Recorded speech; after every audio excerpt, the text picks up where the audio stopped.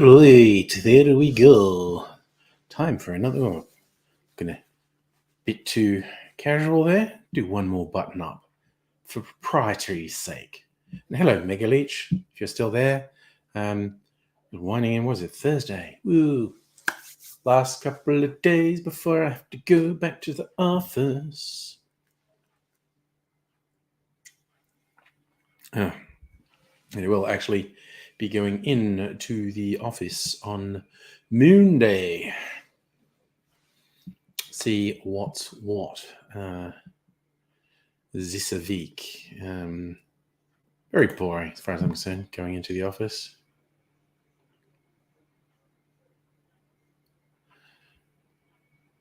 I mean,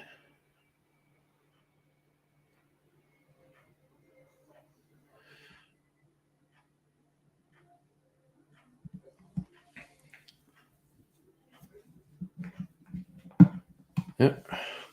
So a bunch of bloody stupid crap in the news.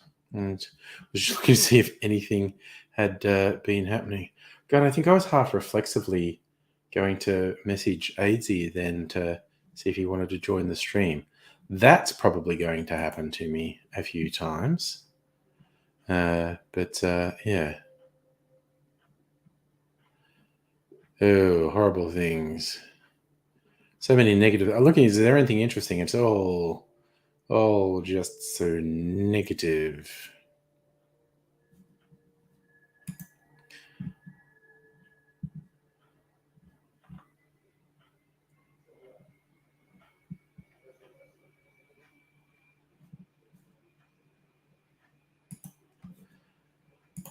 So many negative things around. Hey, Heine, how you doing?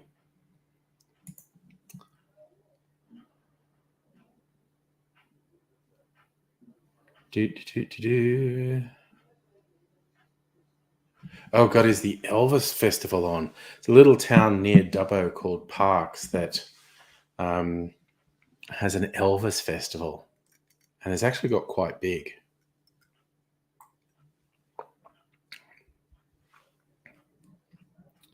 Which is weird.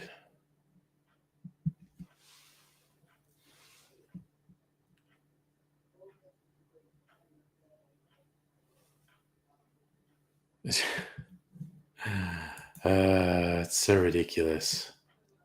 The world is ridiculous. And just please, media, stop doing stories about the British royal family. Fuck's sake.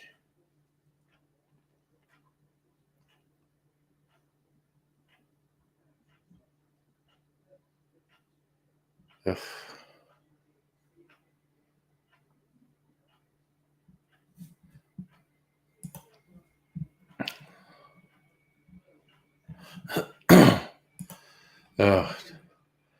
Can kind of poke fun at the ridiculousness that's happening in American politics at the moment, because it's ridiculous. Hey, Greg.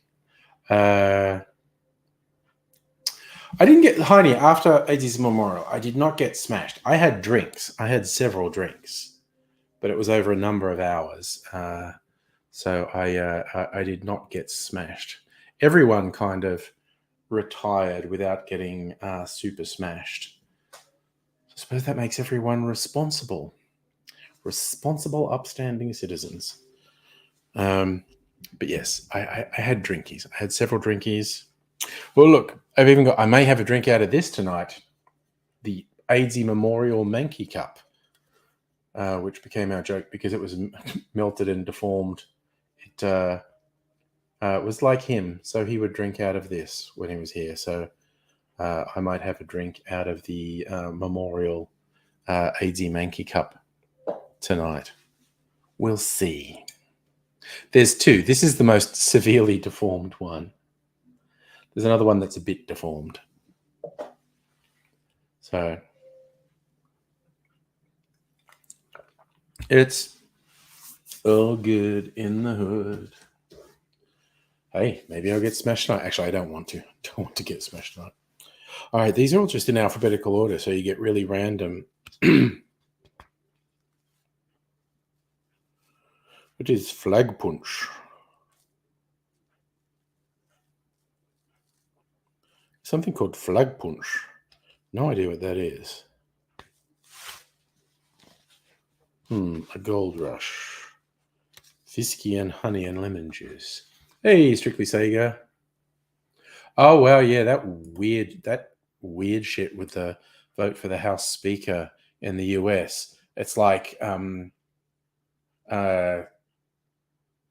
Republicans went, hey, gonna throw some rabid ferrets down everyone's pants because fuck the system, yeah. And they're like, hey, wait, why are there rabid ferrets in my pants? No. So if I got home at 9 p.m., I guess that's not too bad. The Great Pumpkin, the Green Deacon, gin, grapefruit, slow gin. Don't know why that's called green. Green Harvest, tea and tequila and green chartreuse. See, that's why that's called Green Harvest, because it's got green chartreuse. Green Point, rye whiskey, Punta Myth, yellow chartreuse.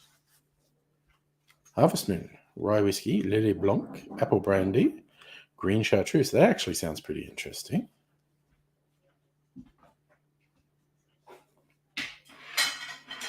That's like an interesting Manhattan riff. Hello, you after some ice? No, can you get the thing out of the fridge, the normal foil? Ah, the foil. Food items in the fridge.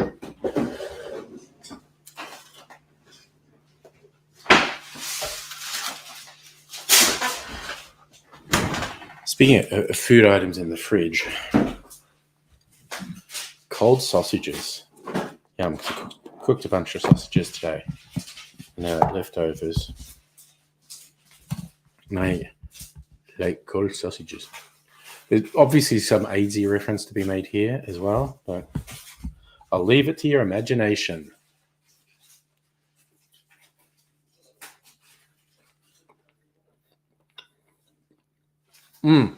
Sophie, my experience of the trams, they were quite crowded, yes.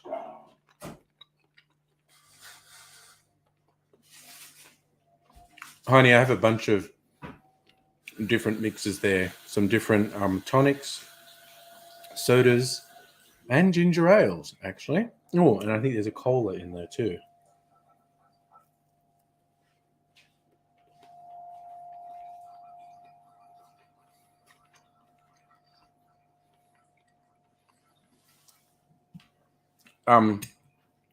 Yeah, strictly saying, it is very interesting.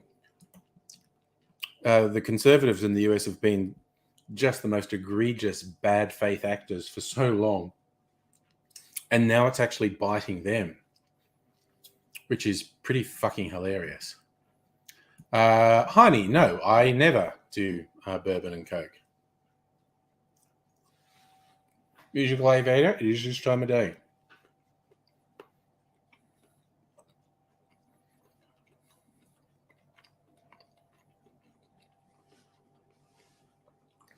I would probably be more likely to do rum and cola, but I don't really do that either. Although I think I did on a stream recently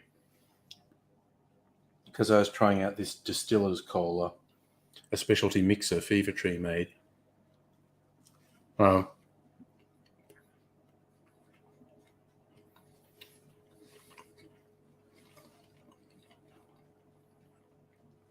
I rarely do just the mixed drinks like spirit and a mixer. I rarely do that.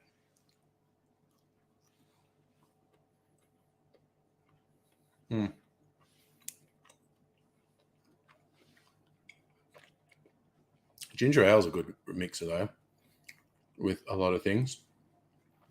A good gin in ginger ale is quite nice. All right, strictly say you're a Jack Daniels and Coke man. That's fine. Mm-mm.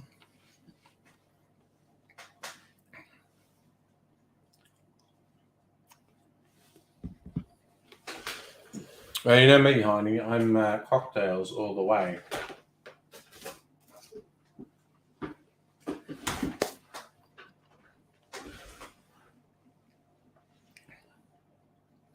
So for the Bundaberg ginger beer is pretty good. The Bundaberg mixes generally, the sodas and stuff they make, the fizzy drinks, they're pretty good.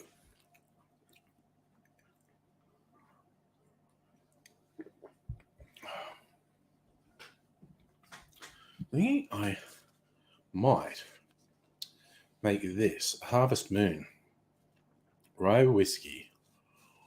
I might improvise rather than put, because I don't really have Lillet Blanc. Apple brandy, green chartreuse, and bitters.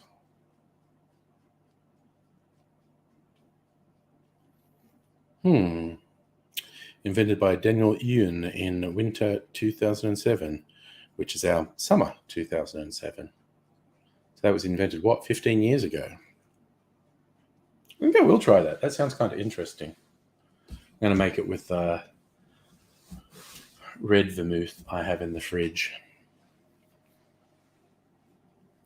Oh, strictly saying, I put lime in my Pepsi Max. Lime or lemon in a soft drink is really yummy. Oh, that sucks, Safa. No food carriage on the train on the way back.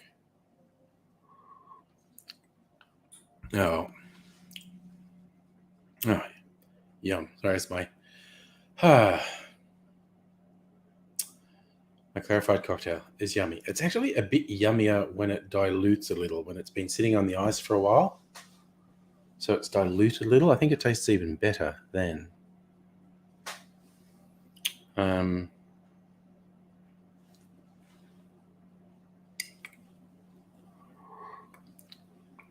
Yes.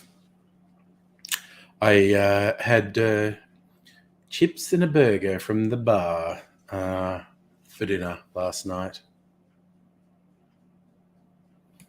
So you got a few bottles, watching me use to make cocktails. Oh yeah, that one actually sip a bit out of the can and pour in. Yeah, I get it. Well, I have several at the moment. I think it's like 4, maybe 5 pre-made cocktails in the fridge, batched. I could just pour them because they're pre-made, which is mighty handy. But I might make a drink after this. Get a bit creative. No, Safa, I did not get any warehouse smoke. I did not hear about a warehouse fire, actually. I'm just looking at news headlines and I didn't see anything.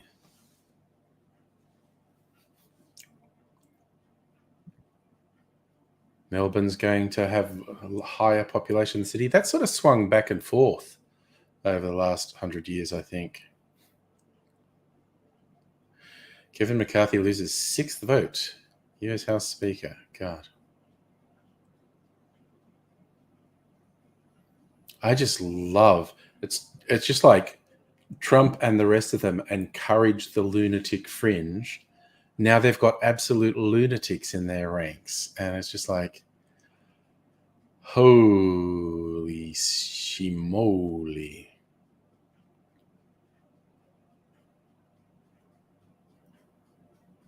It's redonkulous.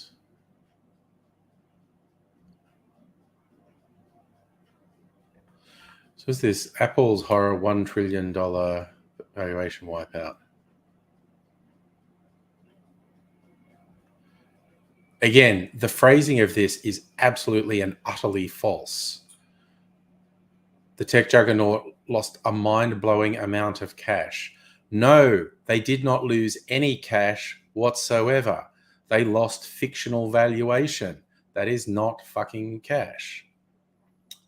So they're the first US firm to reach a valuation of $3 trillion. 12 months later, they're below $2 trillion. Lowest they've been for 2 years. Amazon was the first public company to ever lose more than $1 trillion in valuation in November last year. Because Apple's having trouble getting parts for phone manufacturing, apparently. But it just goes to show this whole thing with the stock market and wealth and valuations is fucking fictional. It's not real. It's a gambling for rich people. Oh, yes. Clarified is the word Strictly Sega when we put it through the filter. I'm going to make a new one tomorrow because I have this denuded orange. So I'm going to juice that and maybe add some other juice. If my pineapple juice is okay, I'll add pineapple juice as well. Excuse me. And I'll come up with a concoction. Oh, man. I think I've got the hiccups. I love clarified cocktails.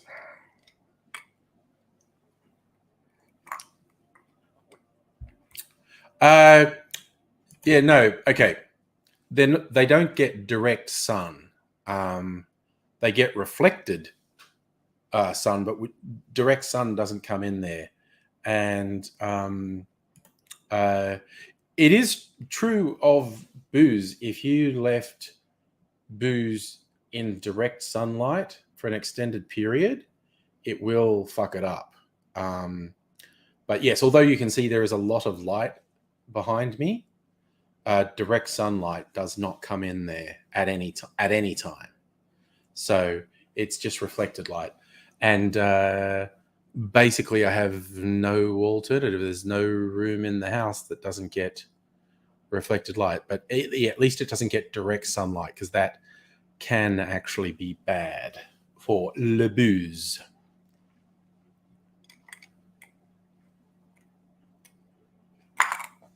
Strict Sega, also, I just have to drink it all before it gets, I don't drink it that fast, so if it was in direct sunlight, that would be a problem. The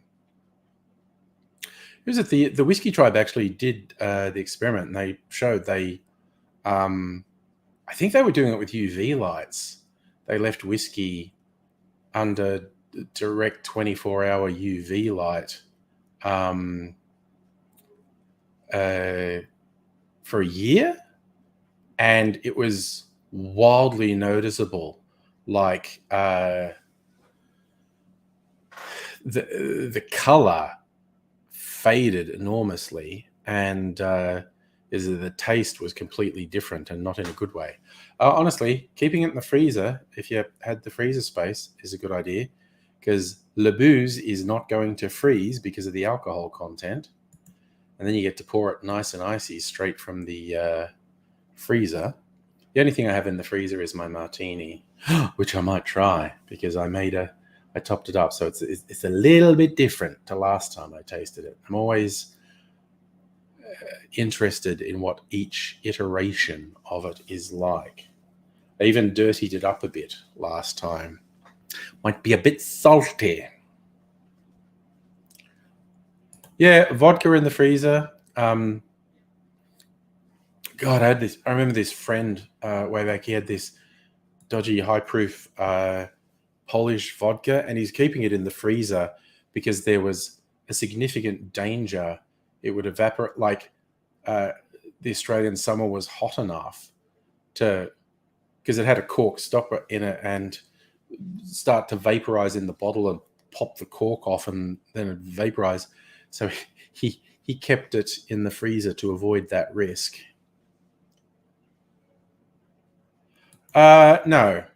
Oh, okay. I get what you're saying there, Strictly Sega, because people sometimes say, honestly, ridiculous things about gin.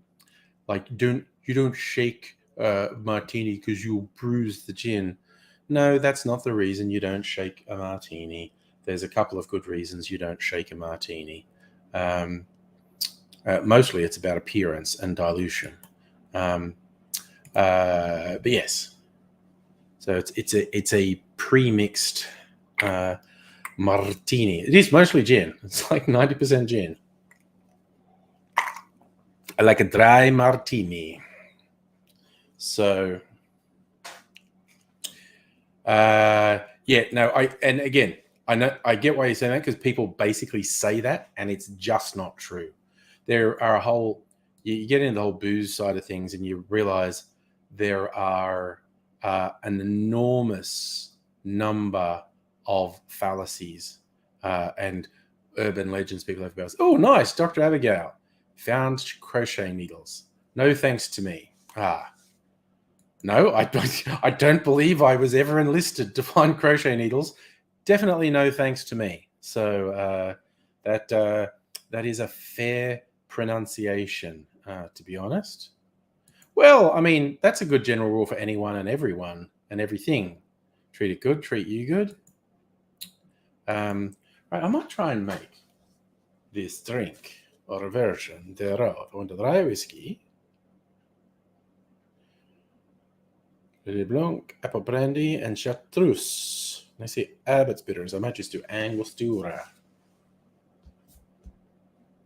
Okay, famous urban legends of booze. What I think is bullshit anyway. The thing about gin being sensitive is bullshit. Absinthe gives you hallucinations and has driven people crazy in the past. Complete fucking lie.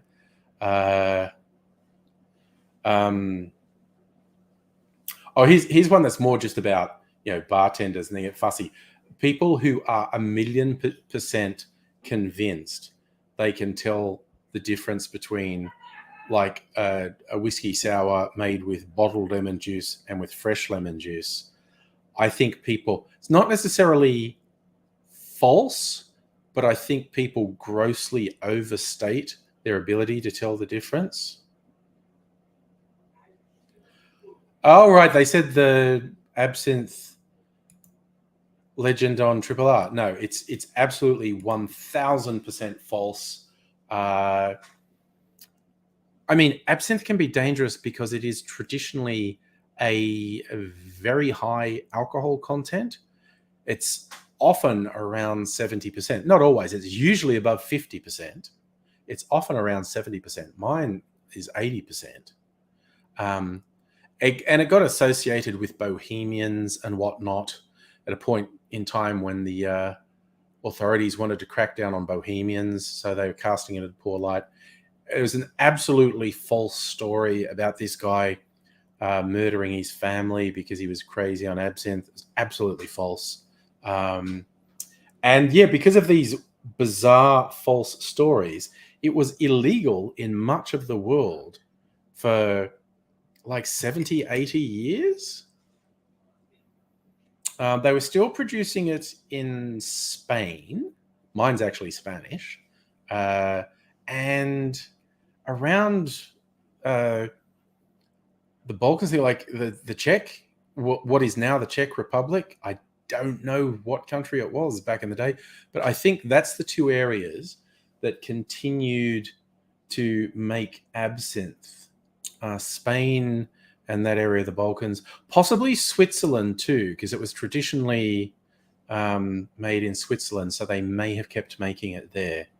But yeah, it started to be put back on the market in the 90s, where people realized it's ridiculous that it was,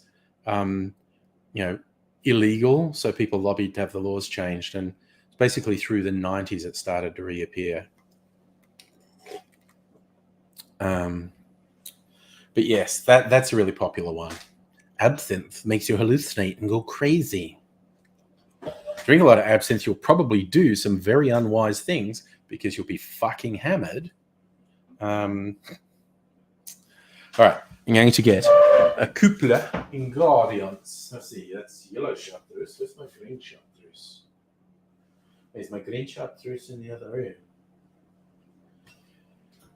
Yellow chartreuse. Maybe I'll use American rye whiskey this time. I'm always using my Australian rye whiskey. I use American rye whiskey for a change. This is a cool bottle too. Trying to keep this one if it's empty, I think. Man, maybe the green chartreuse is in the other room, or it's staring me in the face, which is the thing that fucking happens. If I'm staring straight at something and don't see it. But that's yellow chartreuse. No, I think green chartreuse is in the next room. Just got to check.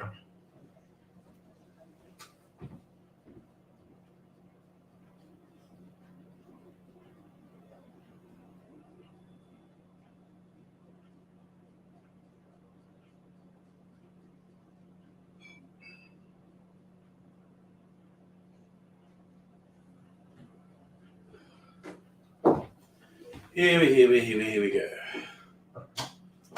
The herbal wonder that is green chartreuse. And I want to use this. Pretty red. It's going to be a reddish drink. And with a green mix, that could be an interesting colour. We'll see. Let me get my jigger. Getting jiggy with it.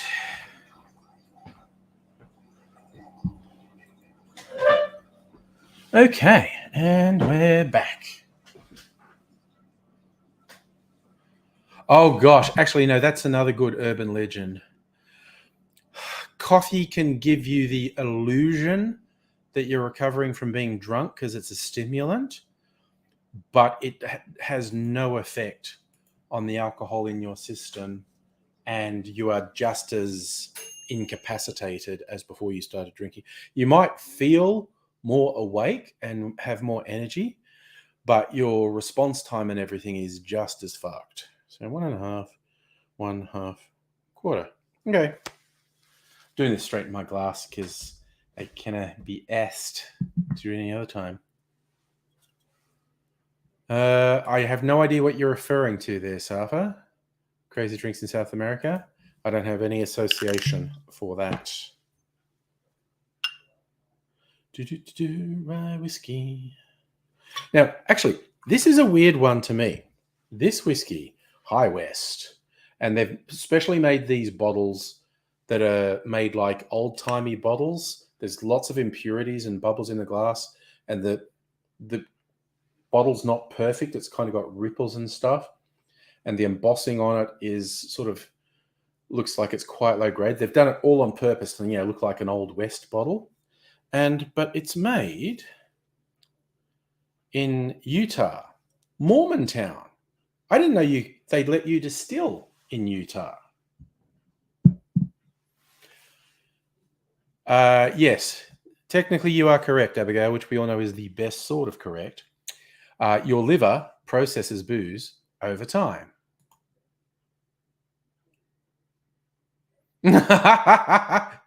That's, yeah, I'll do it again.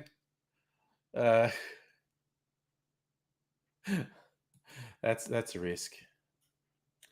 Safa, sorry, Heine. Tequila is absolutely, categorically not hallucinogenic at any level. You may be mixing up concepts of agave, which is the cactus-like plant that's the base of tequila, and peyote, which comes from a completely different plant, but I think it's somewhat in the same family.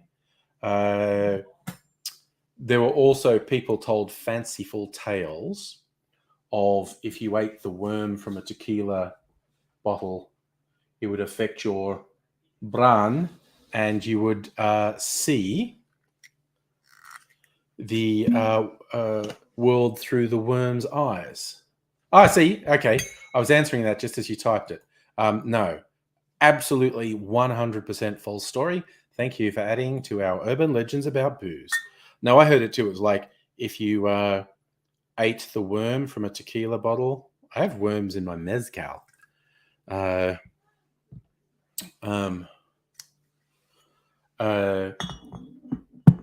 Yes, if you ate the worm, it would be a bit hallucinogenic. You'd see the world from the worm's point of view. Categorically 100% untrue.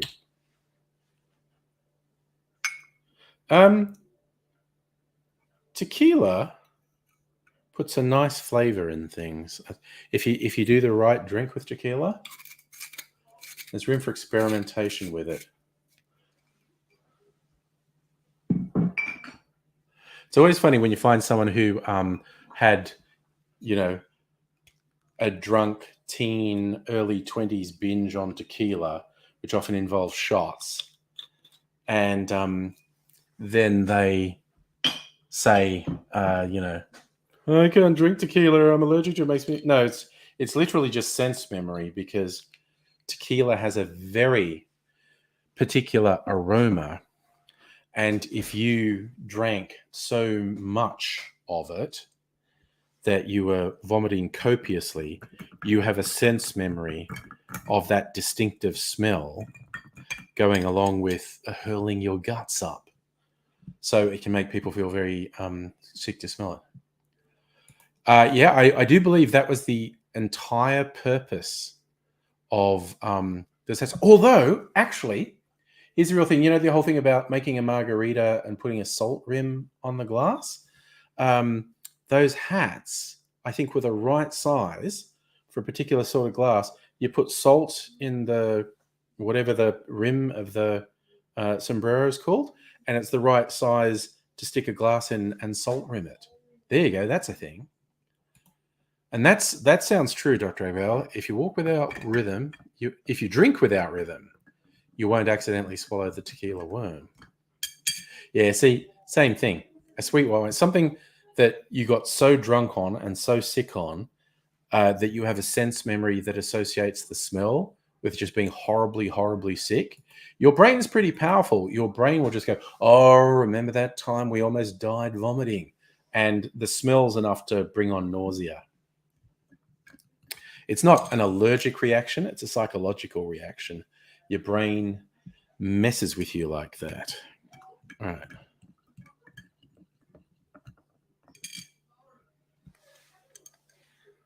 That's a pretty neat color because I use the red drink. So what do they call it? Harvest moon?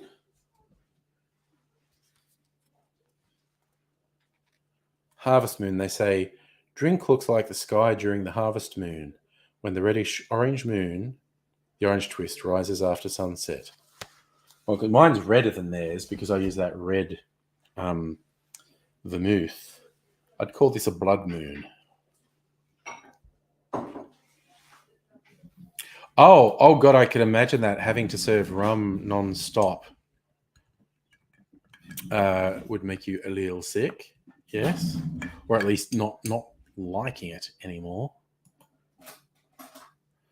Every shift without fail, booze everywhere. Oh yeah, Bundaberg. Oh, oof. I remember seeing someone with a UK channel being very excited. He got a hold of some Bundaberg rum because he'd heard good things about it. And I was like, I don't know who you've been talking to, pal, but they've been lying to you.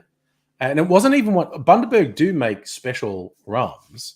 It was the bog standard red Bundaberg rum. And I was just like, no, dude, that Bundaberg rum is to rum what Jack Daniels is to whiskey. As in, perfectly serviceable. It is what it is, but it's hardly a high-end experience. So, yes, I did find it quite amusing that someone was getting excited over Bundaberg rum.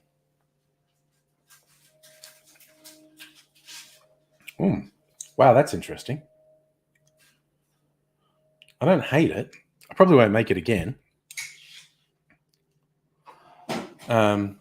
But, experimentation. Yes. Red rum. I dissolved some Redskins in some white rum once just so I could make a drink I called red rum. Hey. Ooh, ice cream. Doing everything. Okay.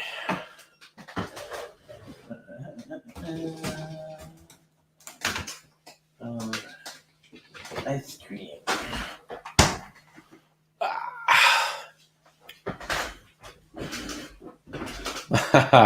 Yeah, but we were saying that earlier. Bundaberg make good soft drinks.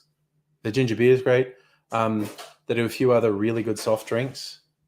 Again, they do specialty rums. They're bog standard rums. A bit dodge, as you say, very sweet. And that's the thing, same deal. It's the equivalent of Jack Daniels or Jim Beam. Perfectly functional and serviceable, but not a very special experience, basically. Okay, so this is okay. So there's no real sweetener in this. Okay, that's why it's. Oh yeah, because this is kind of.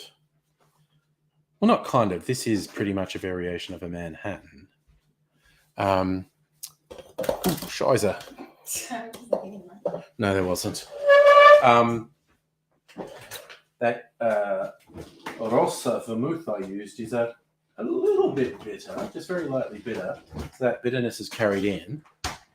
The chartreuse, very herbal.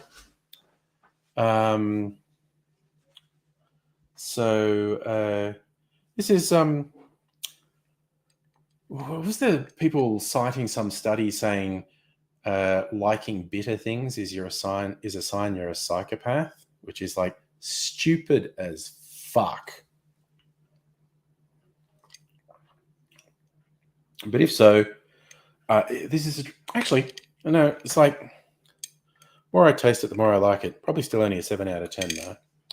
Oh, I've been meaning to watch Dr. Sleep because a few people recommended it to me.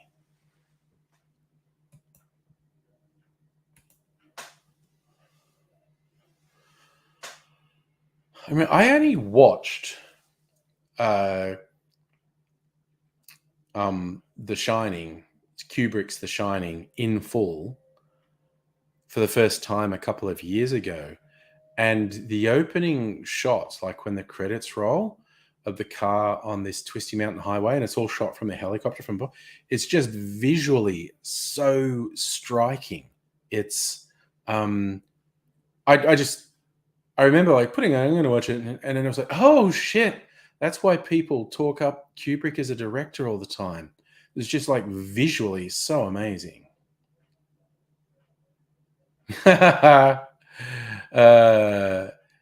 Every Victorian chippy who drinks VB is a psycho. Well, they might be. But yes, some beers more bitter than others, certainly. Hey, Pat, how's it going?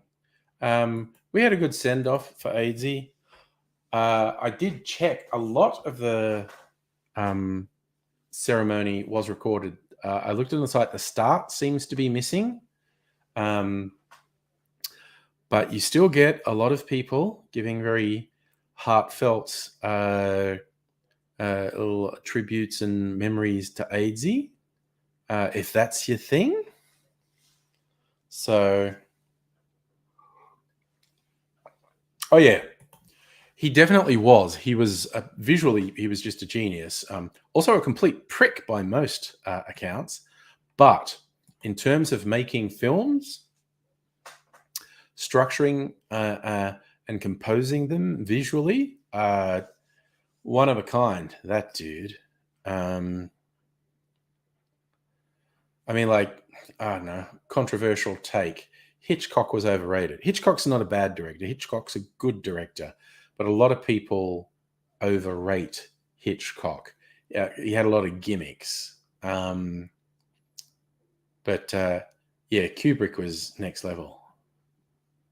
Yes, and that's what I mean about Kubrick being a fucking dick. The absolutely appalling way he treated Shelley Duvall. And I think I've heard stories from a few other sets as well. Again, he wasn't as bad as Alfred Hitchcock. Alfred Hitchcock was a creepy misogynist prick who always tried to force his leading ladies or even supporting ladies to have sex with him, and would go out of his way to scare and or humiliate them on set. So he was a prick too.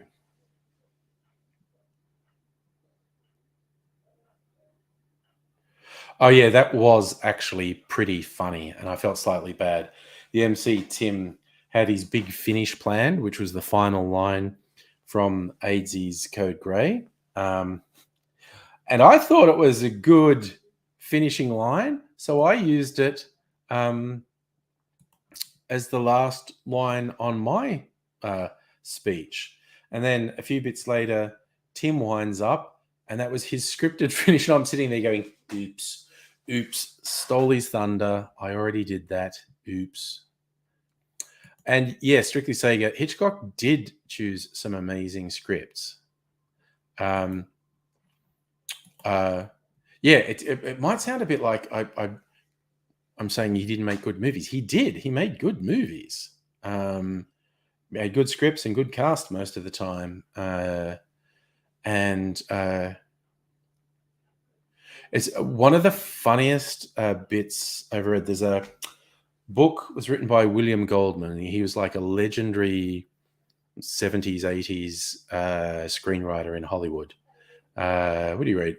I think he did at least the starting script for All the President's Men, did Butch and Cassidy, did my favorite, The Princess Bride. I think he did Marathon Man as well. Like he wrote a bunch of big, and he was always brought in as a script doctor as well. Like if they were having trouble with a script, they go, "Oh, let's get William Goldman in here and he'll fix it up." So he's a very good writer. He had a book that was a text I read. It's called Adventures in the Screen Trade, where he famously put the line is about what you need to understand about Hollywood. Nobody knows anything. Everyone's going off their gut instinct, but they don't actually know what's going to work and what isn't going to work. Stuff gets rejected that probably would have been good. Stuff gets accepted that is clearly terrible. I haven't watched Barry Lyndon because I'm not a big, Kubrick head. So I've actually only watched some of these big ones. I haven't seen Barry Lyndon, so I don't know. But yes, he was talking about Hitchcock, who was a good director, but he was just going like the weird differences between two of the films. It's like, everyone loves Psycho, and like that final reveal with Mother, is visually just so amazing. No one had ever really done anything like it, and everyone loves it. But it's a full 7-8 minutes of movie still to go, where it's this guy painfully explaining to you in case you didn't work out what had happened. And hello, Kirsten. So he's just going like, oh my God, why do we excuse him for just having this drawn out scene where this guy tells you the super obvious stuff about, he was messed up by his mother. And he's going like, I think it might be because that climax is so intense that it's like everyone wants to fucking chill out. So we excuse this 7 minutes of unnecessary exposition at the end because it lets you wind down from this over-the-top climax. But then he compared it to another Hitchcock, which is one I really like, North by Northwest. And it's this very interesting sort of whodunit with things going on all over the place. And there's this microfilm that they have to get, and there's this climactic scene on Mount Rushmore where the hero is Gregory Peck and no, not Gregory Peck, the other guy. Anyway, the hero is dangling from a cliff, is trying to get the microfilm and save the girl, and a bad guy is above it and is like going to stand on his hand and make him fall. And that's not the big boss bad guy. That's just a thug. And so at this critical thing where everything's really tense, William Goldman says, before this movie ends, the thug will get his comeuppance. A hero won't fall. He'll get the microfilm. He'll save the girl. And the bad boss will be arrested by the authorities. He said, now I've just explained to you, in Psycho, there are 7 minutes of nothing. He said, how much more film do you think is still to go when I've just described this literal cliffhanger and all the things that have to be resolved? How much more film is there? It's like 30 seconds. The entire film wraps up in 30 seconds. Someone shoots the guy, he falls, the hero grabs the microfilm, gets the girl by the hand, pulls her up, and they get up and they see the bad guy being arrested by the cops. Oh, and also the hero and heroine get married. The final shot is in the sleeping car on a train. He pulls her up and says, welcome, Mrs. Smith. There's like 1, 2, 3, 4, 5 major plot things get wrapped up in 30 seconds. But Psycho has 7 minutes of fucking nothing. And congratulations to you, Kirsten. Very happy you've got your house in South Australia. Nice. That's it. Cary Grant. Why did I say Gregory Peck? It's great because for the first half of the movie, he's got no goddamn idea what's going on. And yes, Mount Splashmore, definitely better than Mount Rushmore, which was the defacing of some mountains that were very important to the indigenous people. White people, though, what are you going to do?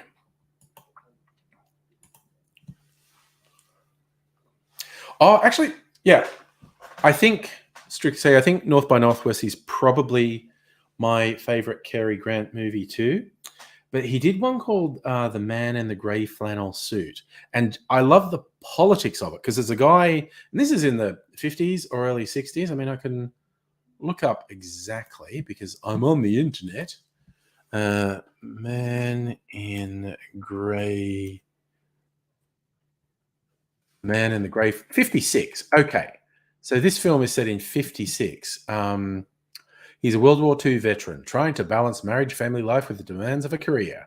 So, 50s, real establishment guy, working in the office, trying to get ahead. The boss wants him to work long. And his final choice is, no, I'm not going to work long hours. I'm not going to abandon my family for the company. Fuck you. And for the 50s, that was fucking radical. That was like, no. Your job, they will fucking screw you up and chew you up and spit you out and not give 2 fucks about you. Put your family first. Oh, dude, you got to see the video. I'm glad you liked it. Look, unless I'm faking it, Dr. Abigail, I'm not really to be trusted. So am I really on the internet? Can you take my word for it? I don't know. Take it with a grain of salt, I say, because I'm not particularly trustworthy. Oh my God, that Gold Coast helicopter thing. Footage from inside the helicopter. Moments before collision immersion. God damn.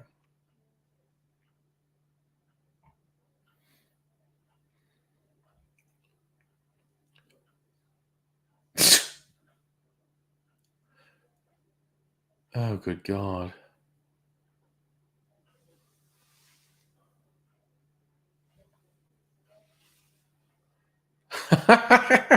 Sorry, here's a headline. Why so few baby boomers are doing dry January? Because they're all about to die and they're functional alcoholics or non-functional alcoholics, maybe. Yeah, the live stream, certainly didn't work from what I heard. Most of the service is available online in quite high def video, actually. Oh, quick question about the thing. Why were they taking off and landing at the same time? Yeah, because someone fucked up. Basically, someone or possibly both of them fucked up. Rare accident, but a pretty severe one.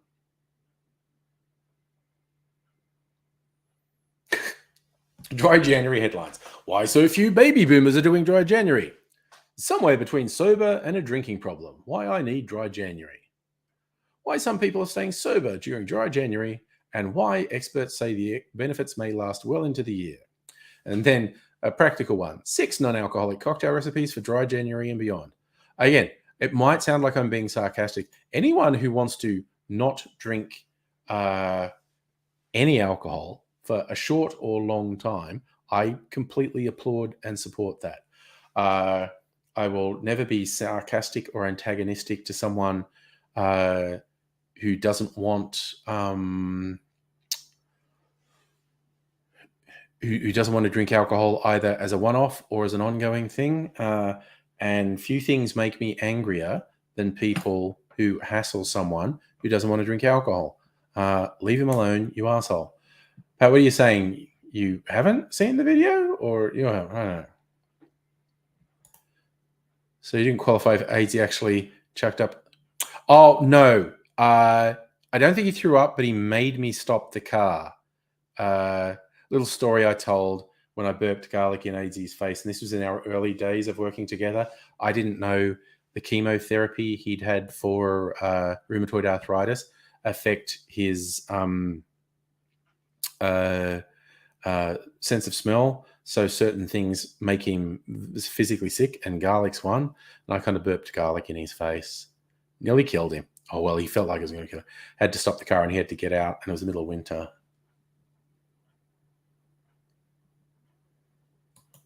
Yeah, I mean, people did run to help, which is risky, but it was good to see. Pat, if you want to watch the video, I did put the link on Facebook and on my YouTube, I think. But yes, you can watch the people talking about AIDS if you want to. I mean, I could probably dredge it up again now. Let me see. How difficult is this to find? I just have to jump through a few links, essentially. To that.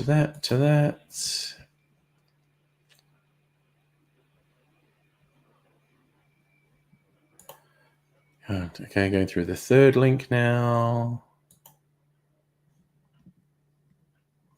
Okay, it's on Vimeo. So I think you all can click on a link. That's the video of AZ's memorial. And yes, kind of cheating for AZ to have so many comedians giving eulogies.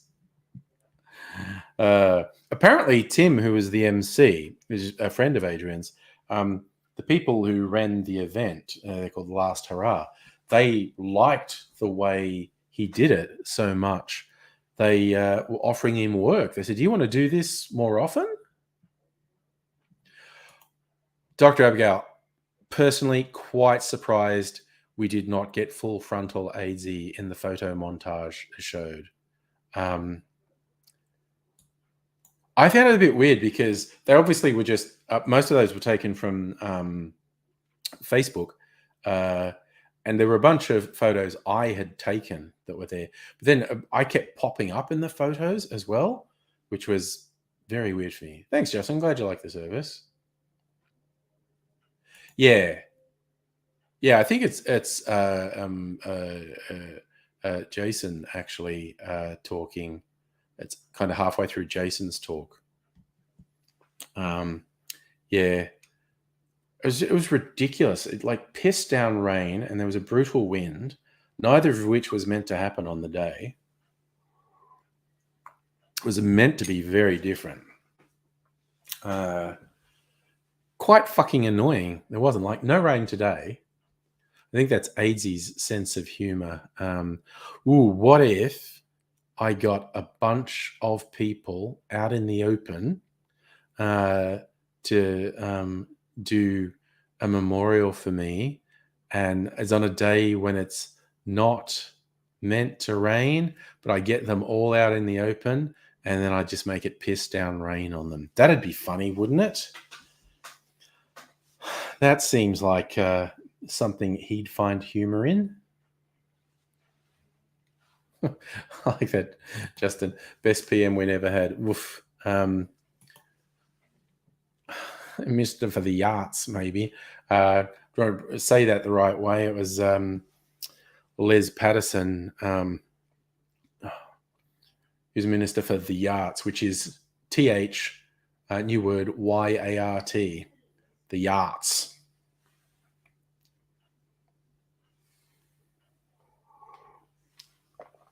Yeah, Kirsten. He 100% did that. Well, the wind and the rain pissing down on us feels like it was all him.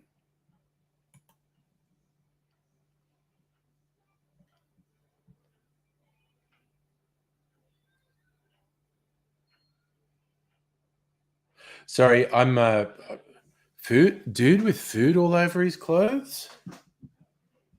I'm confused as to what that's a reference to. Then again, I am easily confused. Oh wait.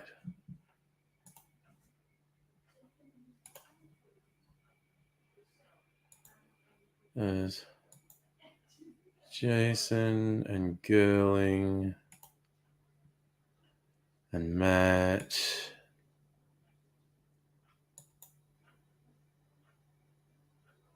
And Benny. And then me. Dave. And someone I've never met. Phil. Another guy I didn't know. Dave. Oh, the photo montage is there too. I didn't realize. The photo montage is actually good. I mean, I could probably play that whole thing without getting content matched, quite honestly. Bit of a risk, though.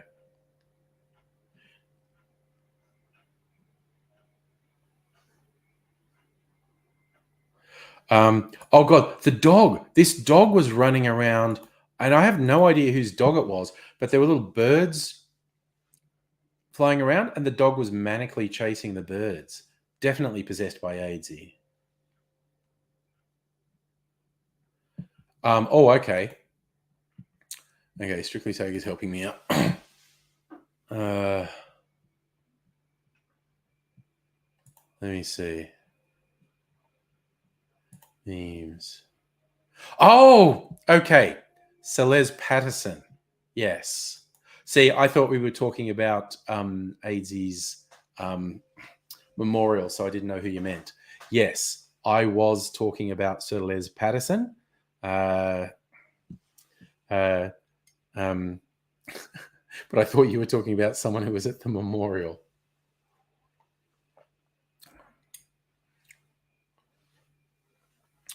I mean, Barry Humphries was most famous for Dame Edna.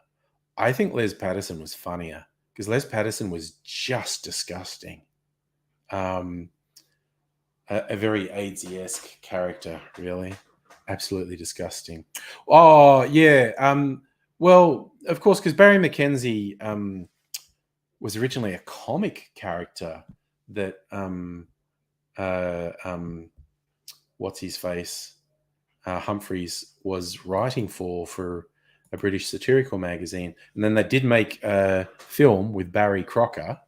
That film is actually fucking funny. It's weird as hell. Yeah, Barry McKenzie was very clean cut, but just weirdly naive and innocent and horny at the same time. Yeah, The Adventures of Barry McKenzie is a pretty funny film about Australians getting out of their depth, going to London in the 60s and 70s. I'm not sure if Les Patterson was in that. I know there were probably interactions down the line with him, but that was where Edna Everage, who'd just been a suburban housewife, Gough Whitlam does a cameo in that movie where I think he actually spontaneously said the line, "Arise, Dame Edna." And from that point on, she was Dame Edna. I say all this with a asterisk of Barry Humphries has turned out to be a complete fucking prick, but you know. Oh yeah, You probably didn't get the full context for the fist bump. Because Tim mentioned at one point, I'm not sure if that's on the bit that's recorded, but Tim mentioned because he was doing the show with AZ. Before each show, he had to draw all these lines all over AZ's naked body. I do have a bit of video of that. I'm not showing AZ's junk, but he was naked. So Tim was going, oh God, I did the show. Ugh, I had to spend every night with his junk in my face as I drew lines all over his body. So yeah, then when I was putting a video together, watching grabs of Code Grey, because the bit I wanted was just after the nude scene. So because I had recordings of different nights, so I was trying to get the version that I liked the best, and I had to see his dick so many times. So yes, when I said I had to see his dick so many times, Tim just nudged me and did the fist bump, feel the pain. we are traumatized by repeated viewings of AZ's dick. Oh my God. Oh God. Leaky legs. No, AZ had this horrific fucking infection in his legs, and there's all these gross sores that wouldn't heal and all this fluid under the skin. I was fucking vile. I'm assuming that's what leaky legs is in reference to. Just this appalling that almost resulted in him getting amputations, which he would not have liked. Hi, Sarah. Are you laughing at me having to see AZ's dick repeatedly? I don't know. Tim Minchin's been famous for a long time. Like, Tim Minchin's about my age. He's been famous for a long time. Again, rumor has it, I'm on the internet. Let me get a summary of Tim Minchin's career.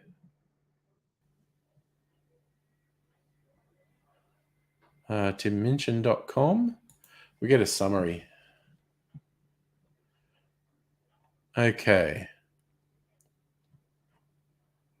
Musical comedy, early career, 98. So they're saying he started about 25 years ago, graduated from uni in 98. 2000, he wrote and started in musical pop. So he struggled initially, couldn't get an agent for a year. 2008, debuted his third solo show, Ready for This, at the Edinburgh Fringe. Took it on tour. So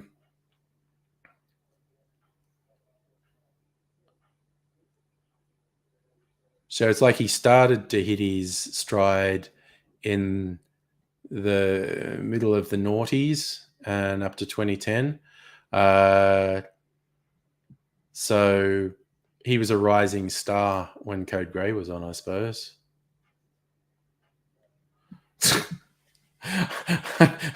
Sarah, I'm glad to provide you with the laughs. So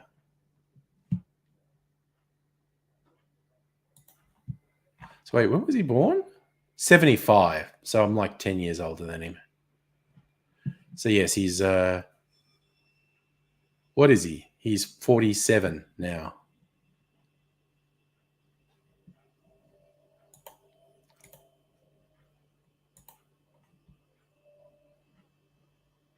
And yes, Justin, it takes a very special person to date AZ.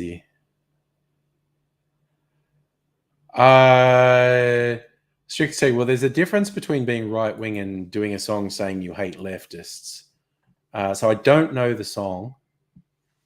And I don't know any context, so I couldn't really answer it. Went a bit nutty. He did an excellent track with Briggs. My two favorite COVID lockdown songs. The Tim Minchin and Briggs collaboration called Housefire. I fucking love that one. And the Hilltop Hoods, I'm Good. Those were the two best COVID lockdown songs expressing the weirdness and frustration. There you go, Jude. I'm 10 years older than you as well.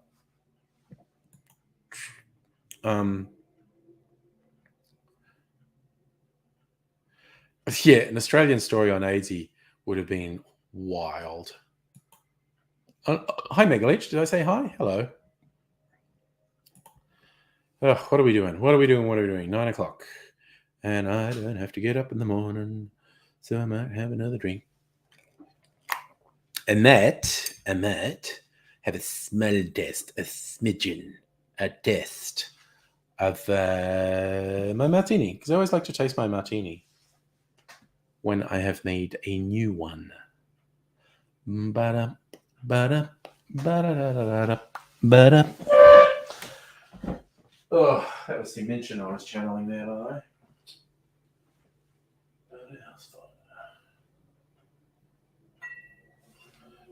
Get a coop. Get a coop. Get my freezer martini.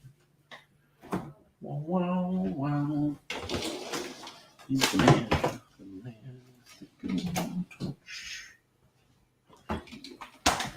All right.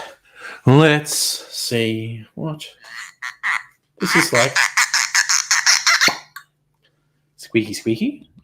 Glug, glug, glug, glug, glug. I love because it's been in the freezer. It's not frozen. There's no ice crystals in it, but it's more viscous than it would be if it was room temperature. Because there's elements of it that are trying to freeze, but there's too much alcohol in it to freeze. All right. What have I done with my martini? Have I improved it? Is it less good? Nice. Whiskey and ginger. Yes. No, we have a mix of gas and electric heating. I have gas heating here. Energy prices here got stupid expensive. Basically because of conservative government fuckery.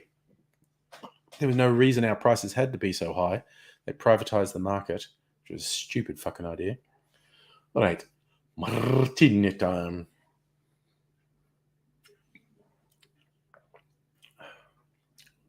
Oh, it's a little bit dirty.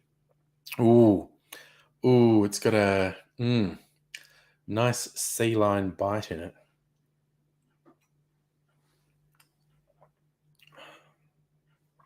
Oh, that's nice. God damn. Yeah. Oof. It's a nice strong martini with a little salty bite in it. Yeah, I think our prices doubled or tripled, Jude. It's just fucking stupid. It's just like, just admit capitalism has failed. It's a ridiculous system that's propped up by subsidies. So why not just have state-run utilities? The idea that it's a good idea for them to be profit-driven private market thing is fucking ridiculous. Because we have, for the longest time, been in a phase in most parts of the world where the stranglehold private interests has on heating in particular has killed just an enormous number of people who felt they couldn't put the heating on because they can't afford it and they freeze to death. That's a problem, particularly across Northern Europe and North America, less so in Australia. But the world generally has got to the point where it's flipping over that now more people are dying from heat stroke in summer because they can't afford to run air conditioning and temperatures are getting so absurdly high. For ages it was winter killed more people than summer, but the pendulum swinging to was no, it is actually going to be more deaths in summer now. So, and again, that is absolutely unnecessary. It's just this bullshit with private interests exploiting stuff that should be there solely for the public good. It's fucking ridiculous.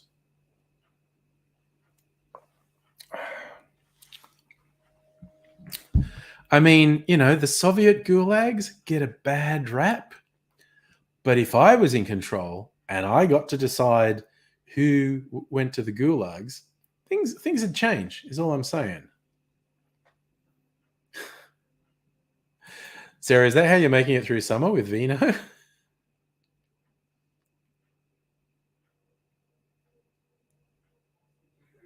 Safi, AT explained the Australian Parliament on the Less Angry Aussie channel. Didn't know what a git. Oh, a git's just a general term of abuse. I'm preferring my icy drinks to stave off the heat, Sarah. Like this weekend, not as hot as the last hot burst, but it's going to get over 30 Celsius, which is pretty goddamn warm. Oh yeah, dude, and I'm 100% serious. In my mind, that should be criminal. That should be a criminal offense. The idea that basic things people need to, if not just survive, to lead a decent life, if you're being held virtually at ransom by these private interests, that's a criminal act, in my opinion, and they should face criminal fucking sanctions for it. And I know you get some people who's going like, prisons aren't the answer, and it's going, yeah, you know what? Sometimes they fucking are. The carceral state is another disgusting thing that has commoditized imprisoning people and put commercial incentives on having more people in prisons, which is, again, sick and deranged. But like people, I said this heaps of times. People say, like, "How left wing are you really?" I said, "Okay, no exaggeration, no sarcasm. If I had the power to do it, all the billionaires, all the captains of industry, all the super wealthy would be imprisoned until every person involved in the supply chain that actually creates their wealth was looked after." And I mean, that's people having a living wage, somewhere secure to live. They're not going to freeze to death in winter. They're not going to die from heat stroke in summer.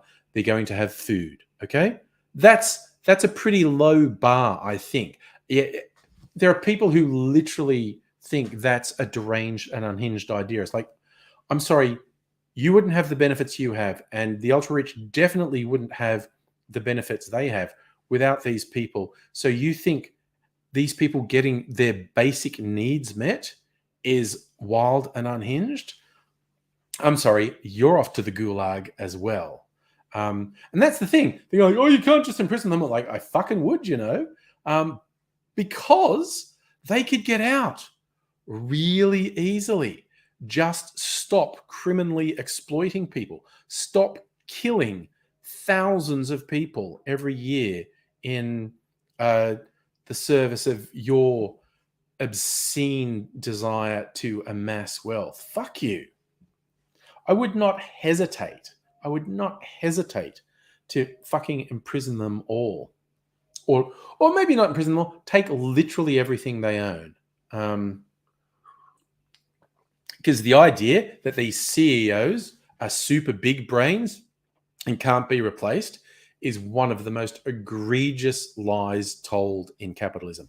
It's just not true. For every one of these people, I'm a captain of industry, I'm a big CEO, I'm a multi.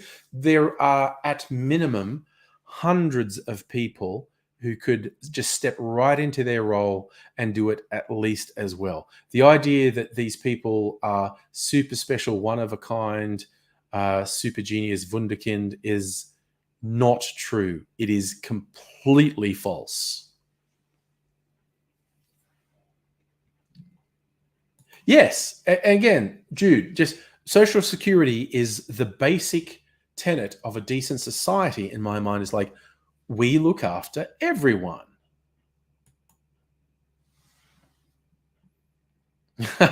Sex Pistols. Don't know what I want, but I know how to get it. Want to destroy the boss, the bank, and I want to be. Again, the Sex Pistols were actually just a commercial enterprise. So I like a lot of their tracks, though. You know, off that, they've really only got one album. Everything else is just a cash grab. There's really only Nevermind the Bollocks.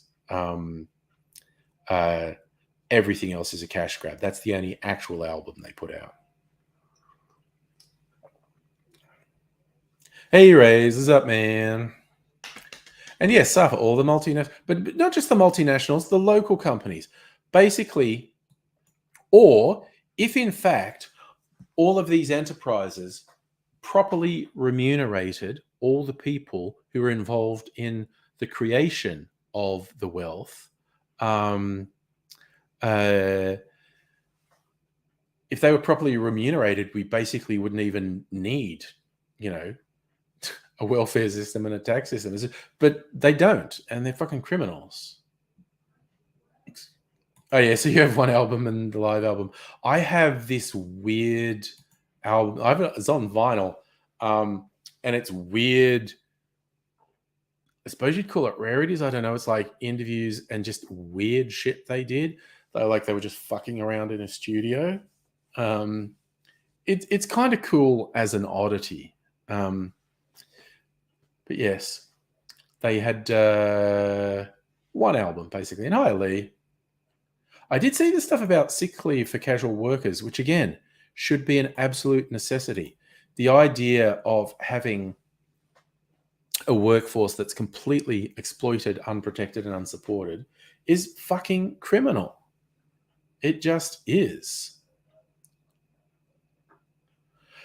Well, see, that's exactly what I'm saying, Rays. They've only got one real album. They released a bunch of stuff, but they only have one real album, which is Nevermind the Bollocks, which has a bunch of tracks I like on it. I mean, I liked all the singles, but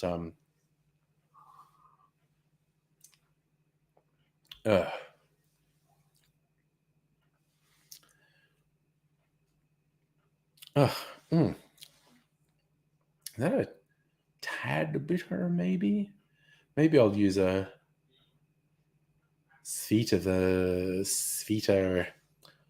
gin next time I top it up. It's nice, though. Yeah, well, see, Sid's My Way is not on Nevermind the Bollocks. That was after the Sex Pistols basically ceased to exist. And again, isn't it sad? John Lyndon turned into a fucking piece of shit as an old man. Just a gross, self-indulgent wanker who thinks being vile and offensive is keeping it real. And I love Donald Trump. It's like, you sad attention whore. What relevance he may have had died in about 1980. Oh, no. Jude, yes, a cat on the keyboard is a big problem. Lee, so you're saying you don't have a super yacht? I'm disappointed. I are disappointed. Oh. Ugh.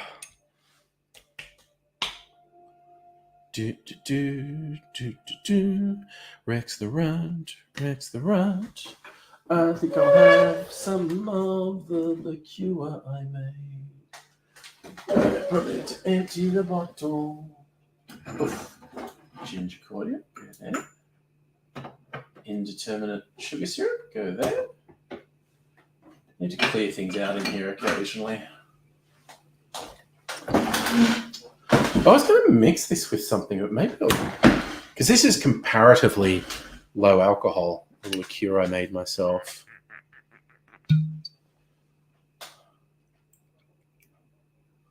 Yeah, you know what? Fuck it. It's really syrupy. But then I've got... Oh, actually, I might have been going to dump this bottle. Oh, I have to check what bottles I still have. Actually, if we do that, how many gospel bottles do I have? There's one there. I think I was going to retire that one, actually.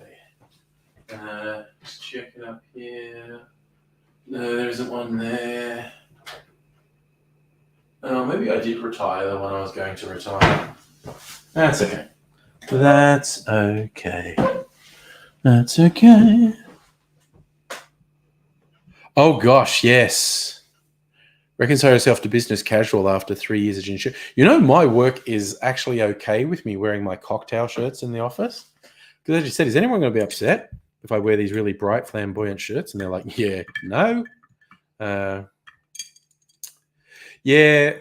My personal taste, Megaleech, is Cappy sodas over Fever Tree tonics. Yes. So, Jude, older cat Thor managed to find a type combination of keys that does an upside down question mark in Spanish. Nice.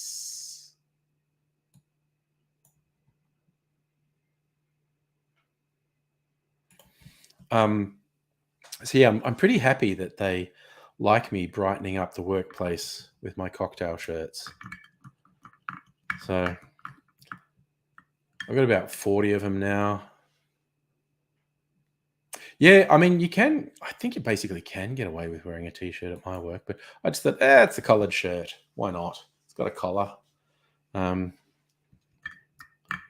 yeah, Kirsten, my equivalent to you struggling with business casual is struggling with having a fucking shower first thing in the morning. The days I go into the office, surprise, surprise, I have a shower before I go. What I'd normally do is start at 7:30 when I'm working from home, and I'd just roll out of bed and switch on the computer at 7:30, and I'd still be in like my PJs, in a dressing gown.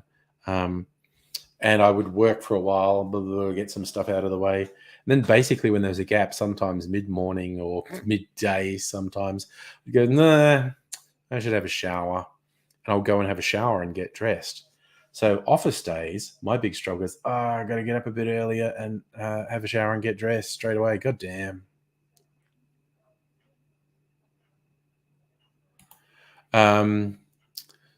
So for pink jeans and jumper. And yeah, that is a bit bright for Melbourne, but every now and then you got to do it.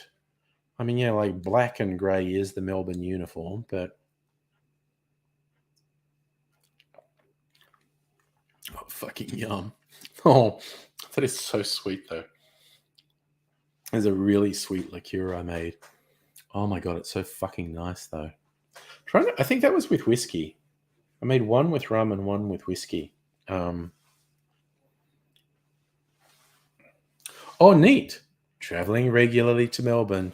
Got to give us a shout when are you going to have any spare time? See, Jude, that's not my thing. Mrs. Angry actually does the night showers. I tend to need a shower in the morning to wake up and just to feel like I'm ready to face the world. I know not everyone's like that. A lot of people do the nighttime shower. But for me, it's like, no, I need to feel awake and alive. And a shower does that for me. And yes, Justin, we had been talking about the Republicans eating themselves. God, Mrs. Angry heard me mention her name. She said, what are you saying? I'm just saying sometimes you do a nighttime shower and you sometimes do a morning, but I'm just saying I need to have a shower in the morning to face. That's all. Because someone else was saying about nighttime showers. So it's like, Mrs. Angry, what's he saying? What's he saying?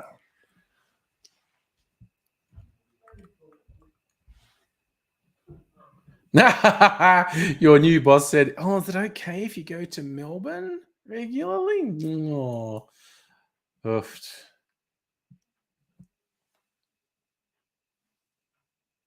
Kirsten's a nighttime shower person. Yeah, well, okay. Now, seriously, now my hair's this long, like the longest it's ever been.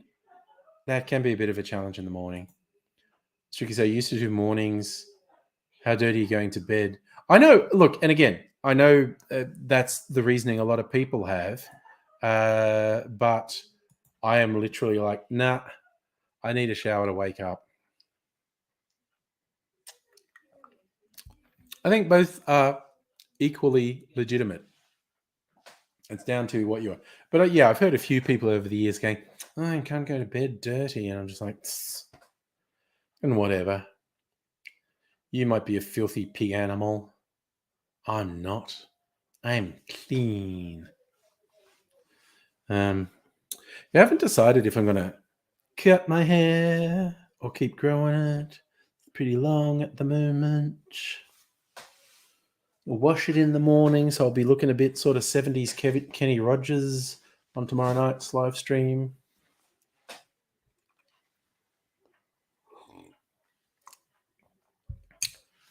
Oh, you're telling secrets there, Megaleech. Morning showers to wash off the sweat and drool.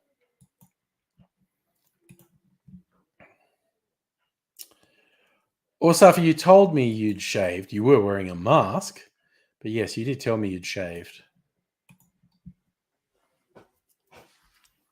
At one point, I was thinking about doing that, but I don't think I will.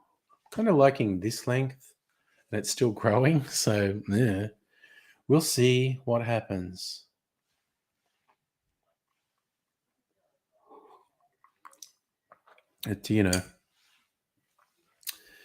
It's just a thing. It's a vibe. It's Marbo.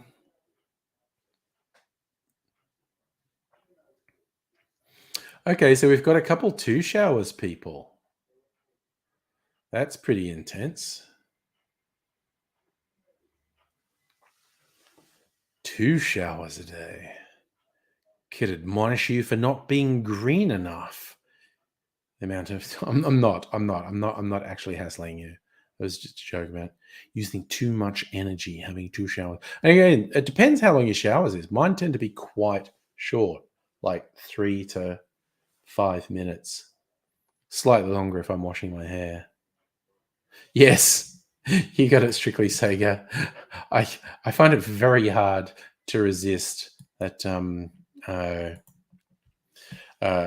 reference to the castle with the rather incompetent lawyer going, yeah, it's a vibe, it's feeling, it's Marbo.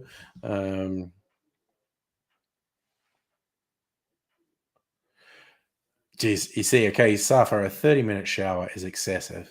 You're not the only one who does it, but that is quite excessive. So now we could talk, because I read that article the other day about the doctor saying bits people don't wash enough, which I think was, broadly a load of old cobblers. I used to be, actually, I was a lifelong, in terms of your arms and your legs, the runoff will get it, the soap runoff will get it. And I think that if you're not actually dirty, like if you don't have mud caked on you from I genuinely think that's legitimate.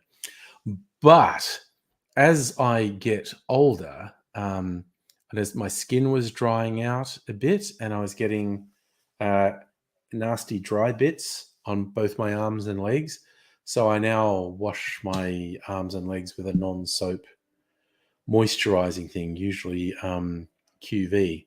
But that's after literally, a lifetime of the soap runoff will get it. But that's just, I don't know if that happens to everyone, but it happened to me. I got older and bits of dry skin that were forming in nasty manky bits. And so I washed down arms and legs with a non-soap moisturizer thingy. The show your sister would watch about Bernard and the Genie with Rowan Atkinson. Uses the phrase "bugger ye off." So I have a few weird phrases from various things. I still think my weirdest is a combination of a pretty obscure interview with Jon Stewart, used to run The Daily Show, and a real estate agent in Melbourne. I've told this story before, but it's basically Jon Stewart in the interview. He's talking about, they were talking about various weird Hollywood people, and he talked about John Lovitz, the comedian, who's in a few movies. It's like, John Lovitz is a fucking weirdo. And it's like, he's saying like John Lovitz would show up to events with 2 like stunning women on his arm, one on each arm, obviously escorts, and just strolling around with them. And he'd lean over to Jon Stewart, jealous. And Jon Stewart's going, dude is so weird. There's an estate agent in Melbourne called, it's like 2 surnames combined, I assume. It's Jealous Craig, GELLISCRIG. And I'm assuming it's like, Mr. Jealous and Ms. Craig are running it. And but because I have this thing, in my head of Jon Stewart doing a John Lovitz impersonation, going, jealous? I've always wanted to burst through the door of a jealous Craig real estate agent and just go, jealous Craig? And then disappear. And no one would understand why I was doing it because it's absolutely stupid. Oh, Jesus Christ, Jude. Rowan Atkinson is chronically depressed. He has severe life-threatening depression, actually. Not a happy guy at all.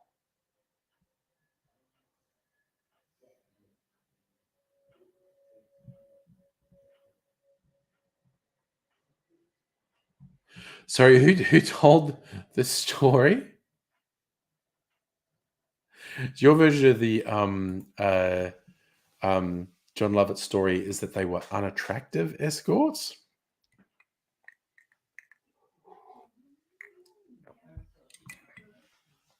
But yes, that stupid thing has stuck in my head of jealous Craig because see these signs saying jealous Craig, and they just seem to be referring to someone called Craig who's jealous. And it's kind of like if you're ever in a shared house, you end up with weird in jokes that no one else gets, and they turn into a complete shorthand that only you in the house get, and you'll say it when you're out, and people and everyone, you'll laugh, and people just look at you. The fuck is wrong with you? And it's like the dumber the joke you come up with, the funnier it seems. We had one in one shared house where there's a conversation, and you meet a new guy. His name's Dick. Yeah, hi Dick. How are you? I'm well, thanks. How are you? What do you do for a living, Dick? And he's going, I work for a law firm. Oh yeah, I work for this law firm in the city. Oh, is it a big firm, Dick? And we would go like, that was the funniest thing in the world to just go, is it a big firm, Dick? So stupid. So stupid.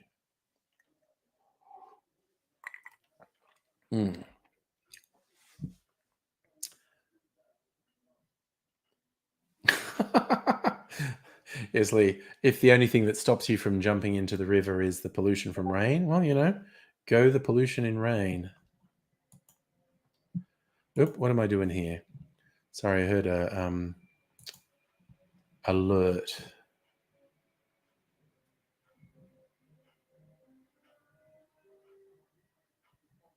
What did I do?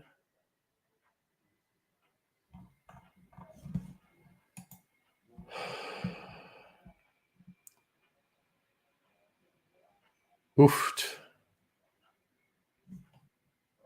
Joe's friend getting evicted from their rental after they just moved in. God damn it.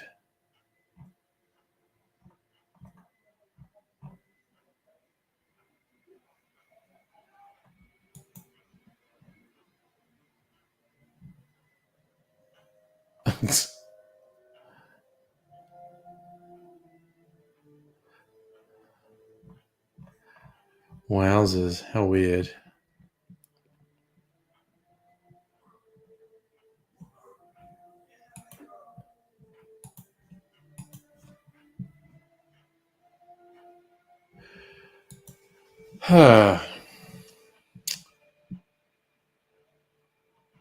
Oh yes, no, sharing stuff on Discord is great. Strictly so, yeah.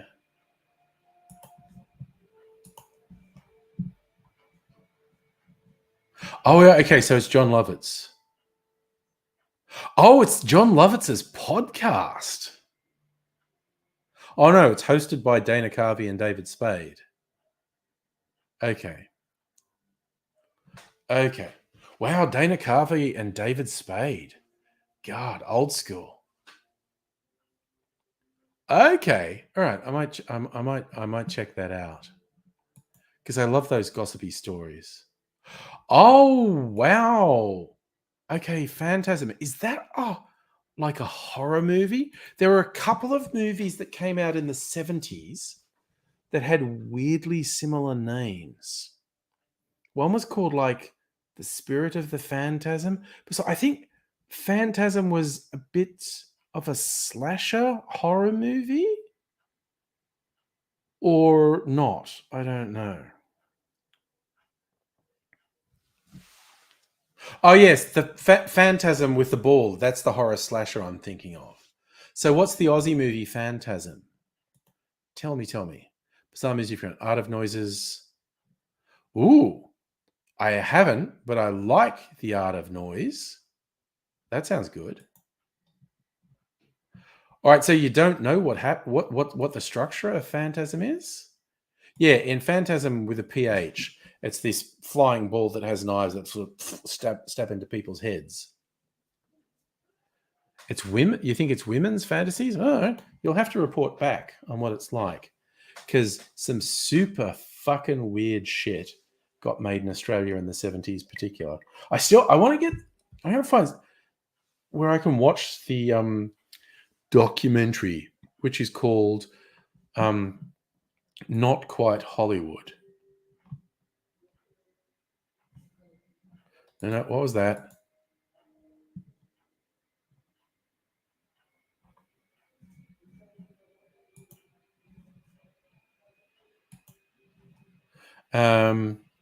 Okay, I'm going to see if I can find Not Quite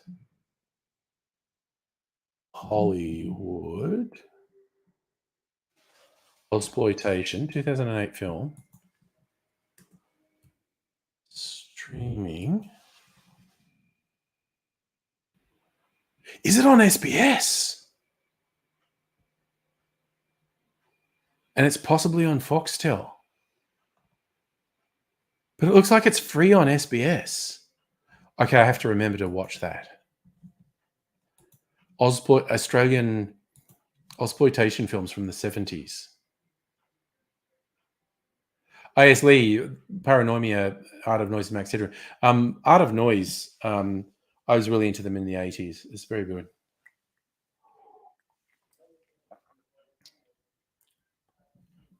All right, The Man from Hong Kong. There's George Lazenby trying to cash in on his one James Bond movie. Apparently, George Lazenby, steaming pile of shit. Homophobic, misogynist prick. And yes, Lee. Well, see, okay. There was Max Headroom. There was the Max Headroom movie, which was amazing. There was a Max Headroom TV series, which some people poo-poo, but I actually quite liked. And then there was Max Headroom hosting a music video show, which I thought was friggin' amazing. Yes, Kung Fu fight on Ayers Rock. Holy shit. Yes. Yeah, Max Headroom did interviews on MTV, I think. And there was Max Headroom hosting a music video show, which was friggin' awesome because it was so chaotic. And yes, Art of Noise did the Dragnet remix for Dan Aykroyd. That was really good as well. But yeah, Art of Noise's weird collage cut up things. Max Headroom was originally English. The movie was English. I think the series was made in America. I could be wrong, but I think it was made in America. And yeah, there were the various things, the interview show and the music video show, and I'm not 100% sure where they were made. But the original Max Headroom movie definitely made in England.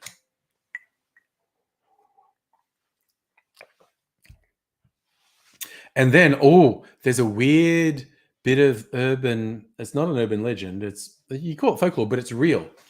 Someone hijacked the signal of a TV network in America in the 90s, I think. And they basically faked up a Max Headroom thing, like they were wearing a rubber Max Headroom thing.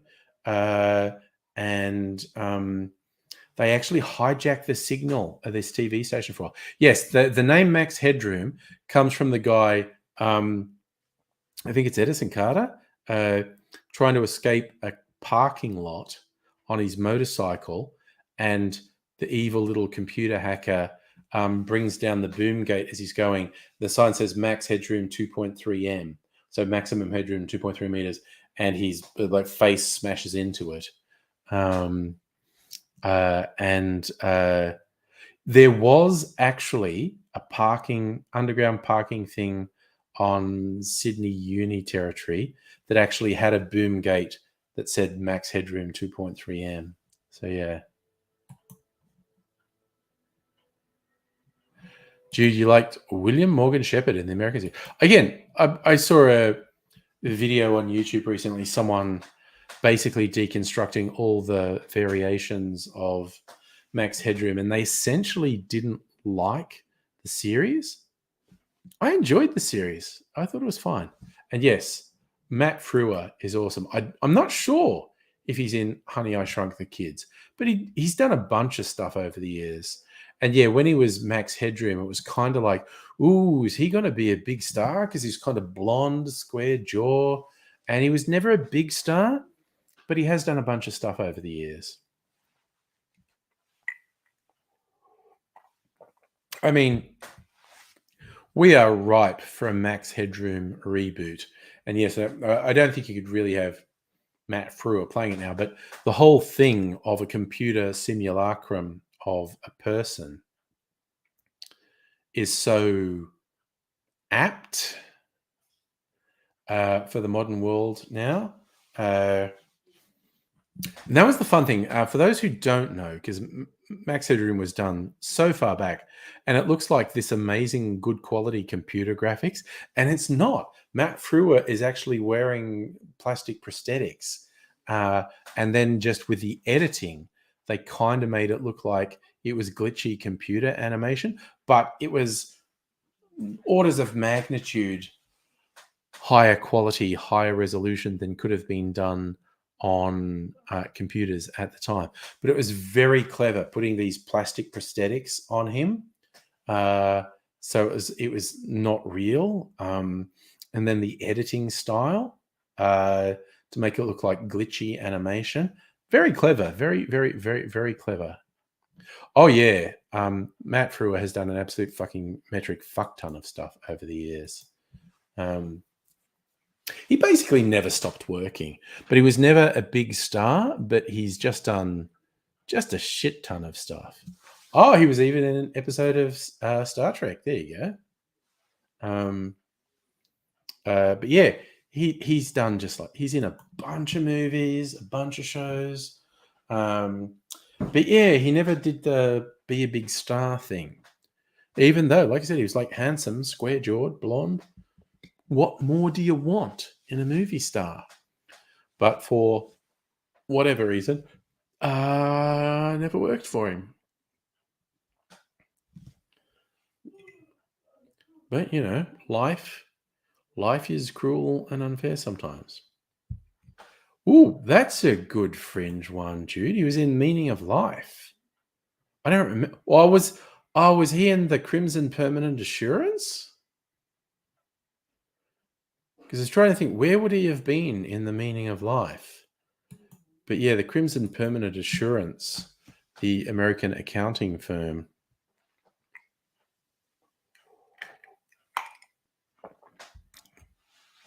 I can't remember the minutiae of The Meaning of Life to remember him in it, basically. Okay, you know what we're going to do? We're going to do an Internet Movie Database search on Matt Frewer. Matt Frewer, American Canadian actor. Let's go on the IMDb. Ooh, he was in a show called The Order recently. There we go. Credits.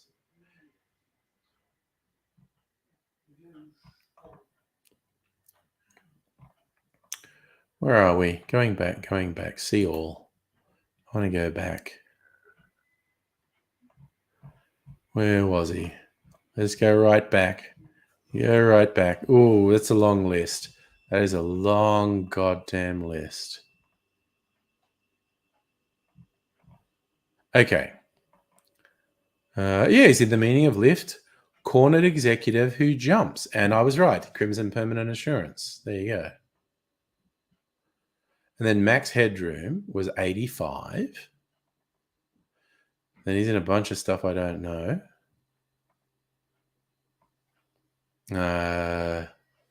He was in Ishtar in 87.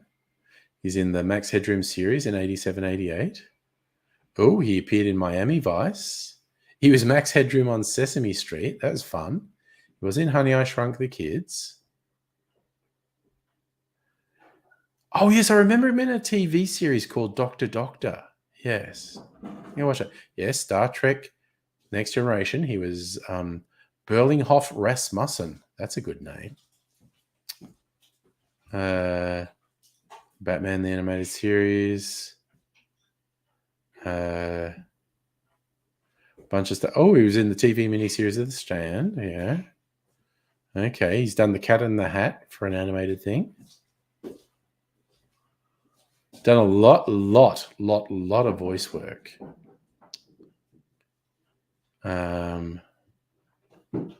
Jesus, so much voice work. Where is he? Oh, wow, he was in a TV movie of Apollo 11. There you go. I'm skipping over just heaps of shit I've never heard of. A lot of TV through the 90s. A lot of voice work for animations, just like dozens and dozens. Try to see if anything stands out. Huge amount of voice work. Just keeps going up. A lot of TV stuff. Up to the 2000s. What's in 2000s? Heaps more TV stuff. Oh, I remember him in Dawn of the Dead in 2004. I remember him in that. Heaps more TV stuff. Yes, he's Moloch in Watchmen in 2009. What's he done since then? Wow, okay. He was an uncredited role in How I Met Your Mother. Okay, that's weird. Heaps more TV stuff that I've never heard of. Oh, that's right, he was in The Nick. He was in the first season of The Nick, yeah. And he appears as Max Headroom in Pixels, which was a fucking terrible movie. He was in the 12 Monkeys TV series, okay.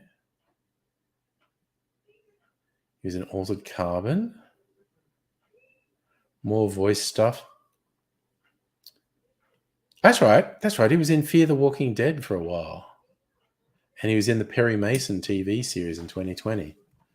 Dude's never stopped working. He's just done so much stuff.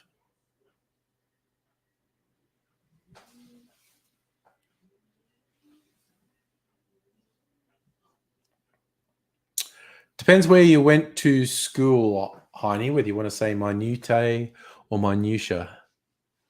Depends where you went to school.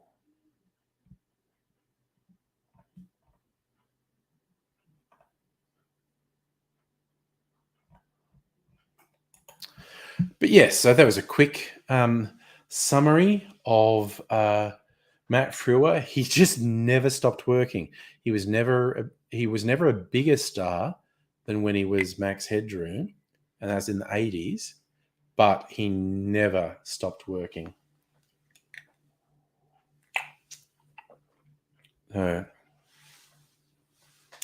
Heaps of TV, heaps of voice work, lots and lots of supporting roles in movies.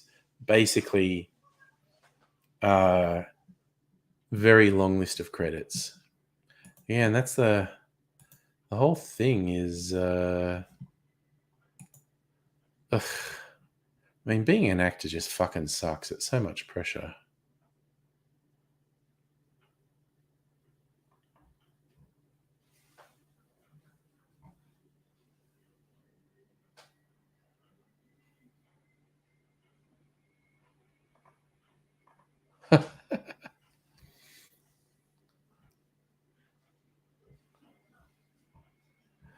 Sorry, I laughed. I was looking for something on Facebook. I saw a thing.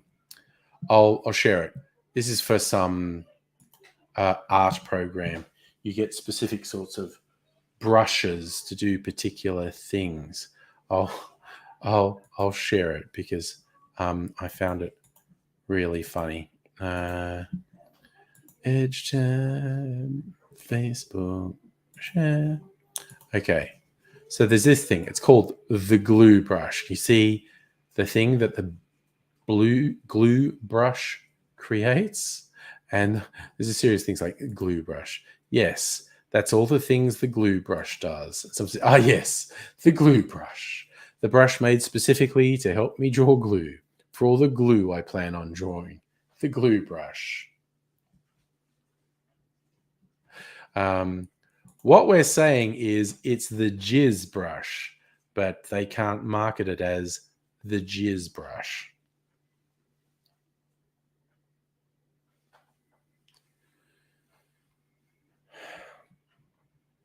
Well, Rick Moranis is a really interesting one, Strictly Sega, because as I understand it, he quit acting to raise his kids because he just decided it was all just weird and fucked up, and it was more important he was there for his kids, and which he was definitely right about.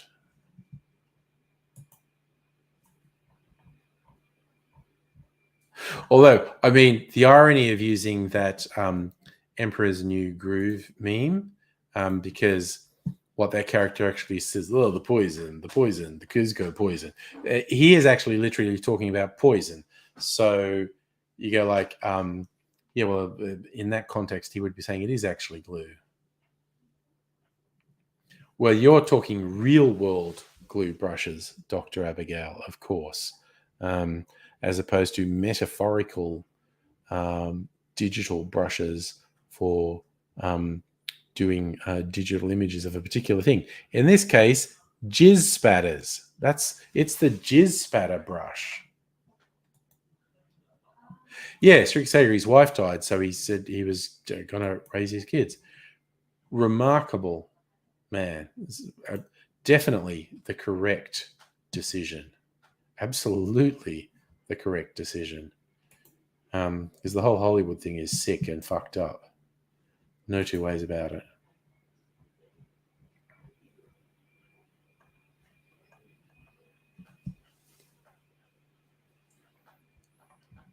Oh, what do we got? Is there anything else?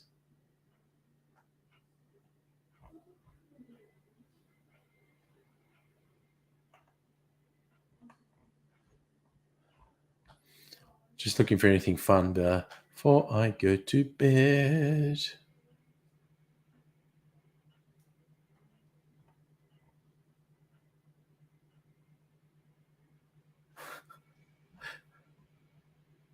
Sorry, also, sorry, I have to share. Excellent meme. Hi, Nettie. I just have to share this meme because I find it humorous and accurate. Speaking as an old white guy, yeah. Old white dudes adding School of Hard Knocks to their education section on social media. So funny. Okay. Very, very easily amused.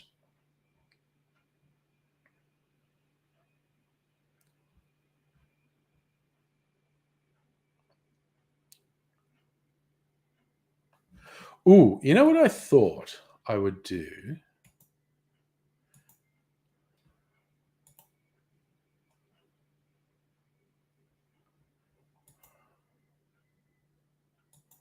There's this photo montage at AIDS's memorial that was pretty good. I thought I might show it without the audio so I don't get a content match on it. But it was a really good photo montage. Goes for a couple minutes. And I could have a quick toilet break before going to bed if I put that on.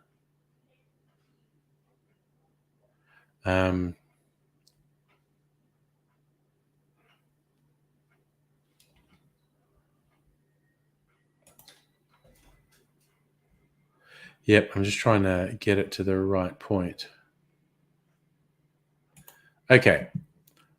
First, okay, I'll do this. What song? I don't actually know what the songs were. Yeah, Mimsy came in. Oh no, wait, I've got to actually share it. Screen.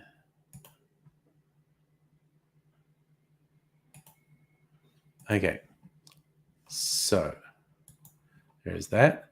I'm going to turn me off. That's Baby AZ. Isn't he unbelievably cute? Do full screen. Oh, what the fuck was that? Fuck you. Fuck you, Vimeo, you fucking fucks.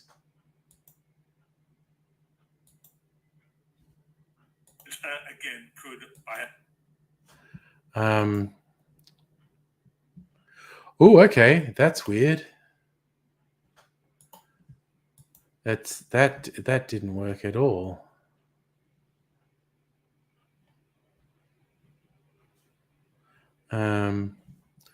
Let me see if I can get it to work. That was really fucking weird. Okay. Oh, wait, it came up. Oh, okay, that was the problem. It came up twice. Okay. Fuck. So fucking weird. Okay, I'm going to try once more. If it doesn't work, I'll give up, I guess.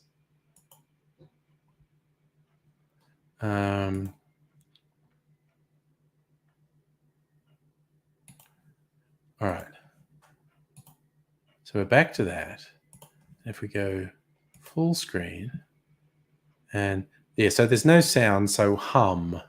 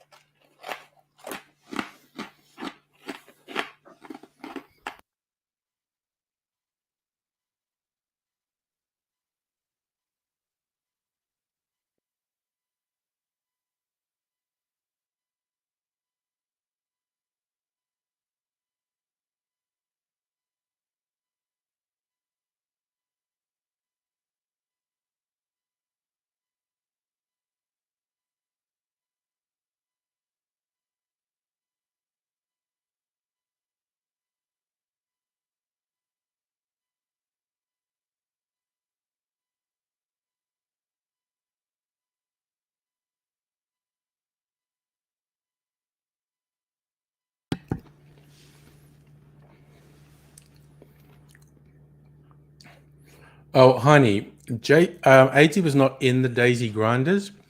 He posed for cover art for some of their singles. So yeah, that's AZ at Christmas. That's an old photo. I don't really know those, but that photo is probably at least 20 years old. There's another Daisy Grinders photo. That's a nice portrait of AZ. That's AZ graduating from the uni course that we both did. That is an excellent photo of AZ. I love that one. That's a typical AZ expression. AZ with friends. AZ staring freakily at the camera. AZ on top of the hill. That's where we were supposed to have the memorial, but it was raining. Another fun framed photo of AZ.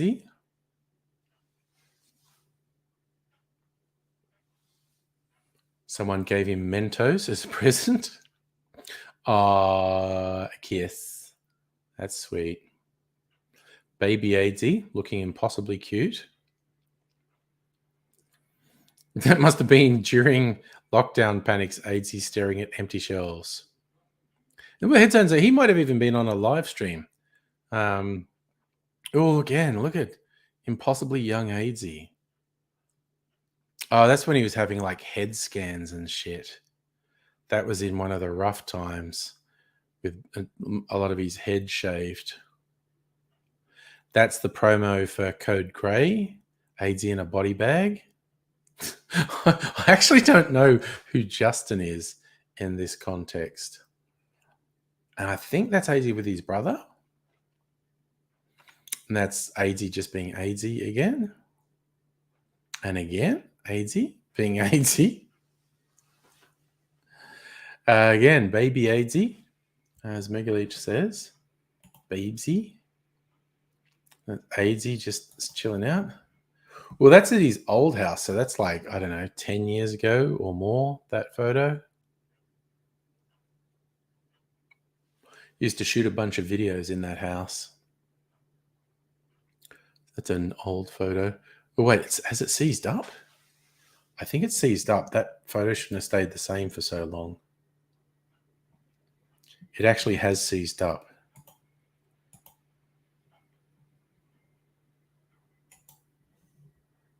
Oh, there we go. That's an AZ wedding photo.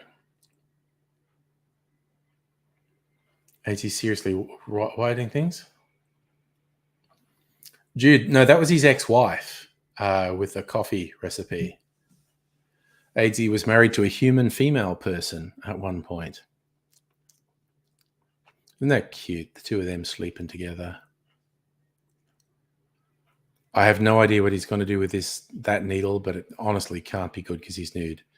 And again, possibly that's a stream photo. That's a screenshot from the stream. And I think they're just playing Phantom of the Opera games in that photo.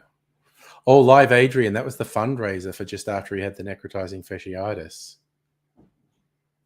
It's just a weird random photo. That's one time he was in hospital, mini pool table on his bed with a few friends around.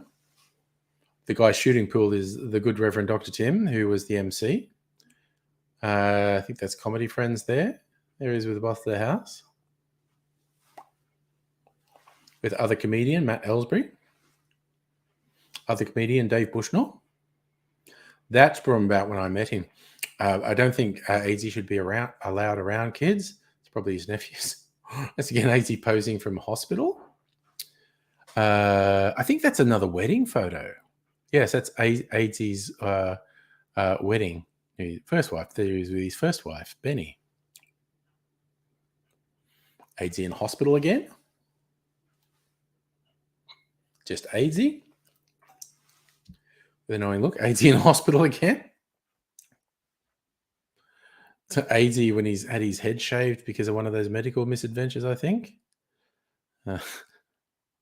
Showing off for the camera again. That's a really old photo. That's as much as 20 years old, that photo. with comedy peeps. Some of those were at the memorial. And again, that's a photographer did a portrait of him. And yeah, so that's AZ's memorial. So stopping sharing. There you go. I just thought I'd finish with that. Also, let me have a toilet break. So yes, for those who don't know, AZ was married to a woman. That's why when I was making the AZ tribute drink the other night, Sazerac, and like some people make a Sazerac with rye whiskey, some people make a Sazerac with cognac. AZ liked it both ways. So the AZ Memorial Sazerac was a blend of rye and cognac.